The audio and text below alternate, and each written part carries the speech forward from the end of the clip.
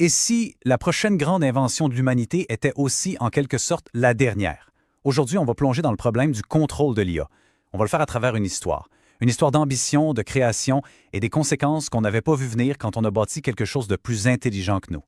Alors, tout commence avec une peur qui est bien réelle pour beaucoup de monde en ce moment, la peur de perdre sa job à cause de l'IA. C'est exactement ce qui arrive à notre personnage, Ada. Son poste d'assistante bibliothécaire, mais il vient d'être coupé, remplacé par une nouvelle technologie plus efficace. Le décor est planté.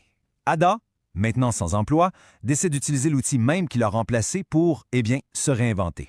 C'est en demandant à une IA de juste puncher un peu son CV qu'elle a une révélation. Une idée qui va bien au-delà de simplement se trouver une nouvelle job.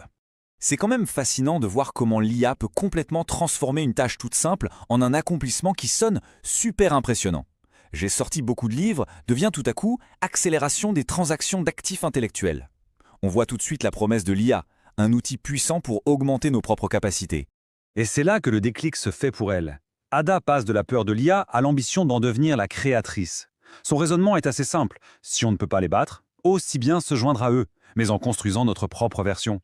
C'est le début de son projet, un bibliothécaire IA qu'elle va baptiser Biblionimus Maximus. Bon, vient ensuite le premier test.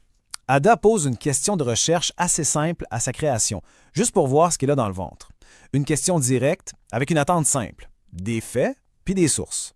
Mais les résultats sont, disons, un peu troublants. Biblionimus répond avec une confiance absolue, mais les faits sont subtilement tordus. Les dates sont pas tout à fait bonnes, les titres sont un peu modifiés, et le plus inquiétant dans tout ça, les numéros ISBN sont carrément inventés. C'est le premier drapeau rouge.